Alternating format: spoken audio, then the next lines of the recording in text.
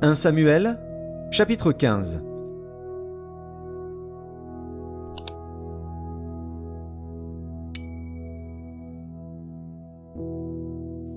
Samuel dit à Saül, « C'est moi que l'Éternel a envoyé pour t'oindre roi sur son peuple, sur Israël. Écoute donc ce que dit l'Éternel. Ainsi parle l'Éternel des armées. Je me souviens de ce qu'Amalek fit à Israël, lorsqu'il lui ferma le chemin à sa sortie d'Égypte.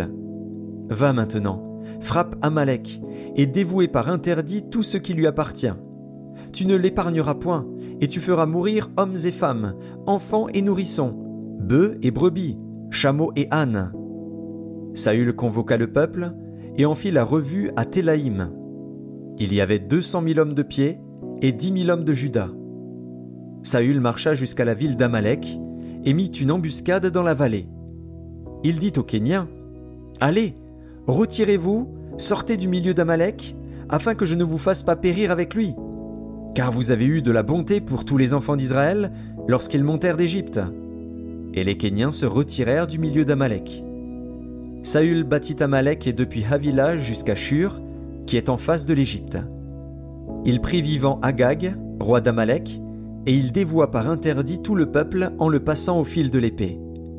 Mais Saül et le peuple épargnèrent Agag, et les meilleures brebis, les meilleurs bœufs, les meilleures bêtes de la seconde portée, les agneaux gras, et tout ce qu'il y avait de bon.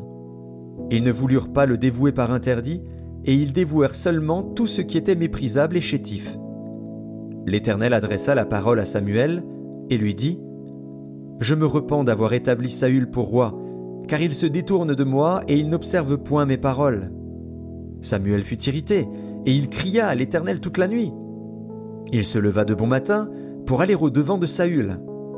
Et on vint lui dire, « Saül est allé à Carmel, et voici, il s'est érigé un monument. » Puis il s'en est retourné, et, passant plus loin, il est descendu à Gilgal. Samuel se rendit auprès de Saül, et Saül lui dit, « Sois béni de l'Éternel, j'ai observé la parole de l'Éternel. » Samuel dit, « Qu'est-ce donc que ce bêlement de brebis qui parvient à mes oreilles, et ce mugissement de bœufs que j'entends ?» Saül répondit, « Ils les ont amenés de chez les Amalécites, parce que le peuple a épargné les meilleures brebis et les meilleurs bœufs, afin de les sacrifier à l'Éternel, ton Dieu. Et le reste, nous l'avons dévoué par interdit. » Samuel dit à Saül, « Arrête, et je te déclarerai ce que l'Éternel m'a dit cette nuit. » Et Saül lui dit, « Parle !» Samuel dit, « Lorsque tu étais petit à tes yeux, n'es-tu pas devenu le chef des tribus d'Israël, et l'Éternel ne t'a-t-il pas oint pour que tu sois roi sur Israël? L'Éternel t'avait fait partir, en disant, « Va, et dévoue par interdit ces pécheurs, les Amalécites. Tu leur feras la guerre jusqu'à ce que tu les aies exterminés. Pourquoi n'as-tu pas écouté la voix de l'Éternel? Pourquoi t'es-tu jeté sur le butin, et as-tu fait ce qui est mal aux yeux de l'Éternel? » Saül répondit à Samuel, « J'ai bien écouté la voix de l'Éternel, et j'ai suivi le chemin par lequel m'envoyait l'Éternel. J'ai amené Agag, roi d'Amalek, et j'ai dévoué par interdit les Amalécites.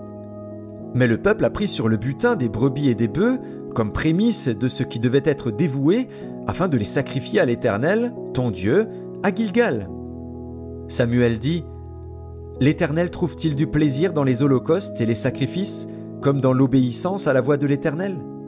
Voici, l'obéissance vaut mieux que les sacrifices, et l'observation de sa parole vaut mieux que la graisse des béliers. Car la désobéissance est aussi coupable que la divination, et la résistance ne l'est pas moins que l'idolâtrie et les téraphins. Puisque tu as rejeté la parole de l'Éternel, il te rejette aussi comme roi. » Alors Saül dit à Samuel, « J'ai péché, car j'ai transgressé l'ordre de l'Éternel, et je n'ai pas obéi à tes paroles. Je craignais le peuple, et j'ai écouté sa voix. Maintenant, je te prie, pardonne mon péché, reviens avec moi, et je me prosternerai devant l'Éternel. » Samuel dit à Saül, « Je ne retournerai point avec toi, car tu as rejeté la parole de l'Éternel, et l'Éternel te rejette, afin que tu ne sois plus roi sur Israël. » Et comme Samuel se tournait pour s'en aller, Saül le saisit par le pan de son manteau qui se déchira. Samuel lui dit, « L'Éternel déchire aujourd'hui de dessus toi la royauté d'Israël, et il la donne à un autre, qui est meilleur que toi. Celui qui est la force d'Israël ne ment point et ne se repent point, car il n'est pas un homme pour se repentir. » Saül dit encore, « J'ai péché. Maintenant je te prie, honore-moi en présence des anciens de mon peuple et en présence d'Israël. Reviens avec moi, et je me prosternerai devant l'Éternel, ton Dieu. » Samuel retourna et suivit Saül, et Saül se prosterna devant l'Éternel. Puis Samuel dit, « Amenez-moi Agag, roi d'Amalek. » Et Agag s'avança vers lui d'un air joyeux. Il disait, « Certainement, l'amertume de la mort est passée. » Samuel dit, « De même que ton épée a privé des femmes de leurs enfants, ainsi ta mère entre les femmes sera privée d'un fils. » Et Samuel mit Agag en pièces devant l'Éternel, à Gilgal. Samuel partit pour Rama, et Saül monta dans sa maison à Gibéa de Saül.